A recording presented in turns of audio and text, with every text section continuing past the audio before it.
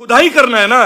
क्या खुदाई कर रहे हो मंदिर मस्जिद? आओ ना बैंकों की खुदाई करो, तुम भाजपाइयों की कबर निकलेगी उसमें तो बहुत अच्छे से। देखना है तुम्हें खुदाई कैसे होती है। चलो बताओ, 2014 में पीएनबी 10,000 करोड़ का एनपीए था पंजाब नेशनल बैंक का। आज की डेट में मोदी जी ने वर्ल्ड रिकॉर्ड कर दिया। दे दीजिए मोदी जी को भारत रत्न और परमवीर चक्र भी दे दीजिए, और हो सके ना ऑस्कर का एक एकेडमी अवार्ड भी दे दीजिए बेस्ट एक्टिंग का। कारण यह है कि 2022 में पीएनबी का एनपीए 1 लाख करोड़, यानी 8 साल में, समझ रहे ना, 90,000 करोड़ का एनपीए। एनपीए का मतलब कि बैंक का पैसा खा के। जय हिंद, जय भारत। मैं रेबल सदानंद पति। आइए जुड़ते हैं संडे के सेशन में। चारों तरफ खुदाई का मौसम चल रहा है। अभी मॉनसून का सीजन तो है नहीं, लेकिन खुदाई चल रही है। तो चूंकि खुदाई चल रही है, कुछ खुदाई के मुद्दे दे देता हूं और कुछ ऐसे पॉइंट्स आप लोगों से आज शेयर करूंगा कि आप लोग भी याद रखेंगे, मतलब अच्छी तरह से। और चैलेंज है ये डिबेट के लिए, किसी भी भाजपाई के लिए और केंद्र के मंत्रियों के लिए, तमाम इन पार्टी के मानने वालों के लिए एक ओपन चैलेंज है। आ जाओ, लाइन पे आ जाओ, आप लोग सारे लाइव पे आइए। अभी अभी जयपुर से आया हूं और जयपुर की चीजें कल क्लियर करेंगे। अभी जस्ट आया, 49 डिग्री था, लेकिन आइए, अभी खुदाई का मौसम चल रहा है ना। आज आपको एक जबरदस्त डेटा देता हूं और चेक कराइए कहीं भी, जिसको हिम्मत है। स्पेसिफिकली बीजेपी वालों तुम्हारे लिए ये, और फाइनेंस मिनिस्टर उनके लिए भी, और पूर्व फाइनेंस मिनिस्टर निर्मला सीतारमण जी अभी भी हैं, शायद वही है, पहले डिफेंस थे। तो निर्मला जी, बहुत खुदाई का मौसम चल रहा है, आप लोग बहुत कुछ बोल रहे हैं। आइए खुदाई की एक बात आपको बताते हैं। मार्च 2014 में पीएनबी बैंक, पंजाब है national bank, Punjab national bank का जो एनपीए था, एनपीए 10,000 करोड़। आ जाइए, खुदाई का टाइम है। जिसको चाहिए ना, जिस बीजेपी वाले को खुदाई का शौक है, आज एक बार वो खुदाई के लिए डिबेट करने आ जाए, क्योंकि अगले दिन हम लोग इसका प्रेस कॉन्फ्रेंस भी करने वाले हैं। अभी सुनिए, 2014 में पीएनबी बैंक का एनपीए 10,000 करोड़ था। आप 70 साल का हिसाब मांगते थे ना अंधभक्तों, पूछो अपने चाचा फूफा और मौसा से, और फेंकू से भी पूछो अच्छे से।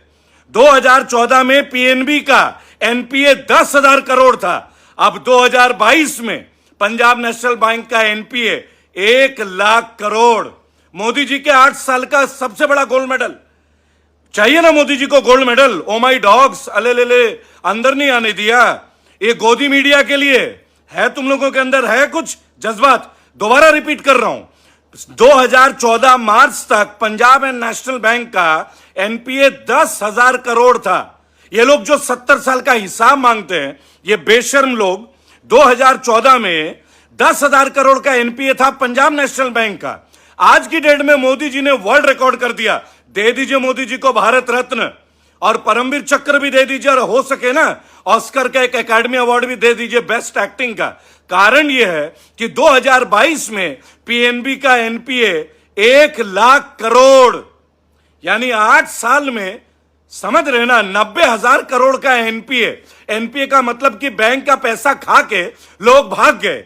अभी आगे सुनिएगा, मार्च 2014 एसबीआई का, स्टेट बैंक ऑफ इंडिया का, भारत का सबसे पुराना bank state bank of India, Modi ji के शुभ चरण पढ़ने के पहले एनपीए था 2014 में 61,000 करोड़।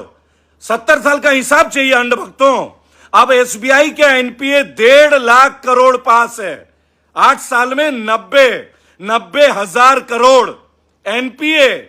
मोदी जी के शुभ चरण, विश्व गुरु, मास्टरमाइंड, 56 इंच का सीना जो बताते थे ना। सुनिएगा, खुदाई चाहिए तुम लोगों को, खोदना है तुम लोगों को। आओ खुदाई दिखाते हैं। पीएनबी का 10,000 से 1 लाख करोड़ 8 साल में खोद दिए भारतीय जनता का पैसे। एसबीआई का 60,000 करोड़ से एनपीए 1.5 लाख करोड़, यानी कि 2 बैंकों का 8 साल में मोदी जी और मोदी जी की टीम ने 2.5 लाख करोड़ एनपीए करवा दिया। भारत के जनता के, भारतीय जनता के पैसों को लूट के खा गए जिनको इन्होंने लोन दिया, और कईयों के तो हजारों करोड़ माफ कर दिए गए। सुनिएगा, खुदाई करना है ना।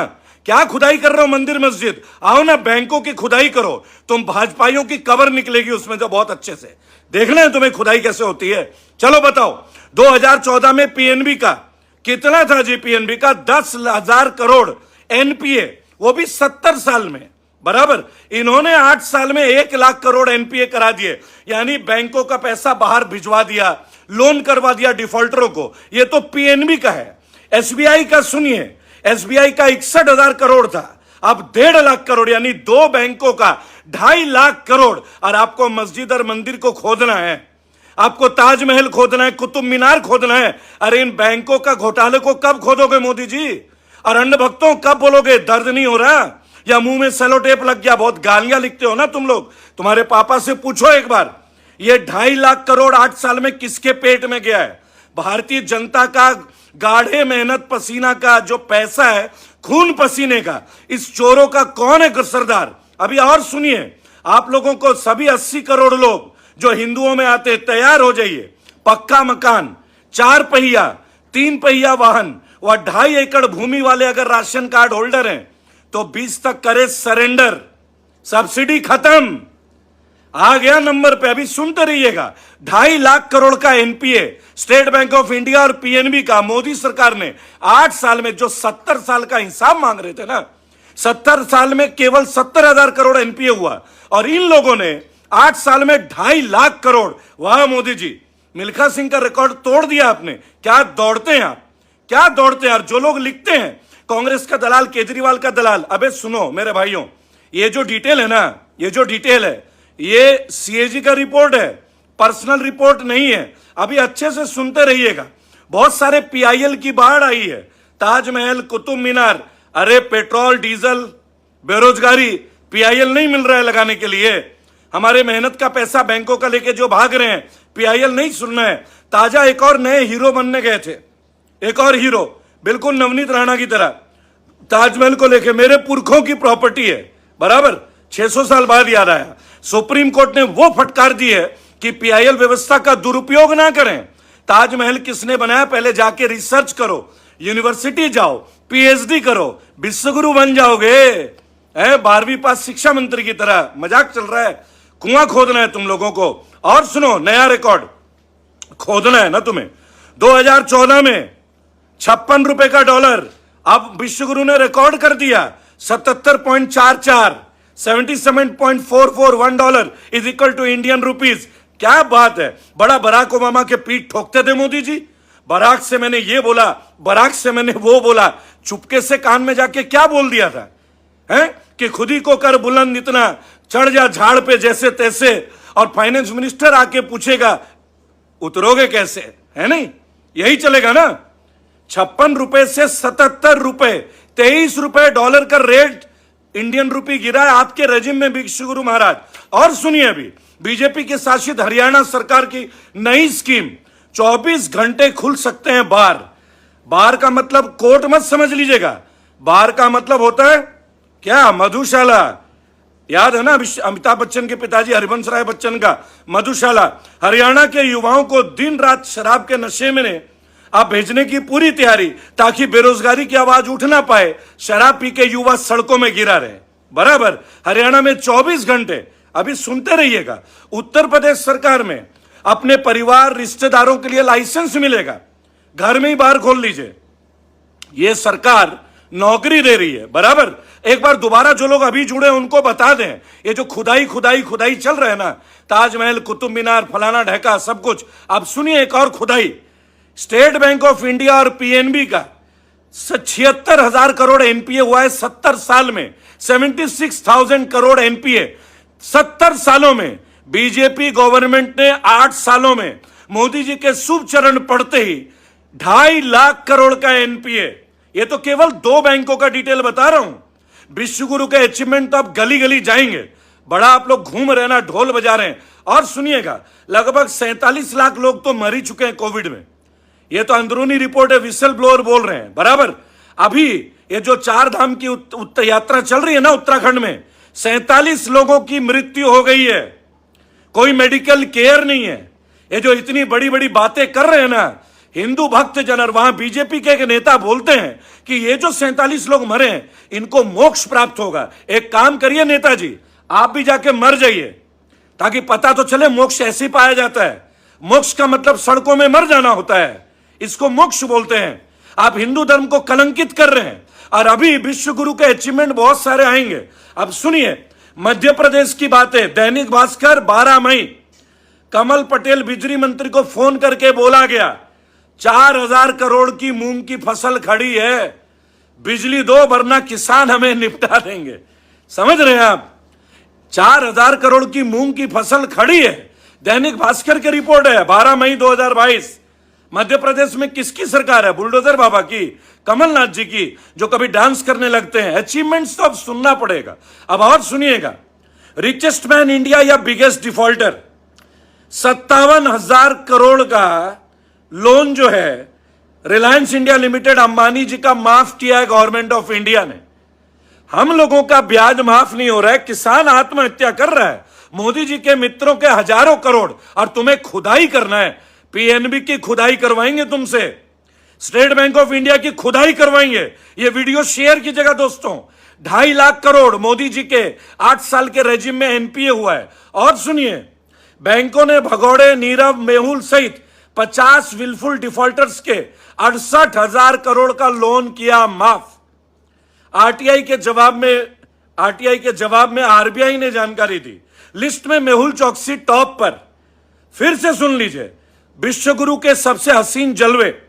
बैंकों ने भगौड़े, नीरव, मेहुल सहित 50 विलफुल डिफॉल्टर्स के 68,000 करोड़ का लोन माफ कर दिया। ये 68,000 करोड़ बीजेपी के कार्यकर्ताओं का है क्या?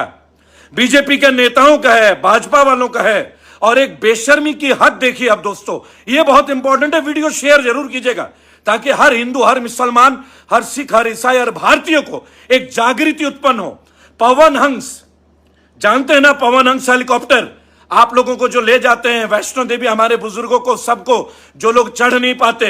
मोदी सरकार ने देश की सबसे बड़ी हेलीकॉप्टर सेवा प्रदाता company Pawan Hans limited PHL की 51% हिस्सेदारी मात्र 211 करोड़ में बेच दिया स्टार 9 मोबाइलिटी प्राइवेट लिमिटेड को। आज सबसे बड़ी बात है, ये जो स्टार 9 मोबिलिटी प्राइवेट लिमिटेड है, इनको पैदा हुए कुल 6 महीने हुए हैं दोस्तों, बराबर। यानी 40 साल के कंपनी को, पवन हंस कंपनी को, स्टार 9 मोबिलिटी पावर को, जो कि 6 महीने पहले पैदा हुई, उनको बेच दिया गया। अभी तो बहुत बड़ी बात है, मैं आपको बता दूं, आपको मजा आएगा। अडानी विश्व के 4थे नंबर के रईस हो गए, अंबानी भी उनके पीछे हो गए। संपत्ति रॉकेट स्पीड से आगे बढ़ रही है, लेकिन 80 करोड़ भारतीय 5 किलो मुक्त राशन पे गुजारा कर रही है। यह है विश्वगुरु के जलवे।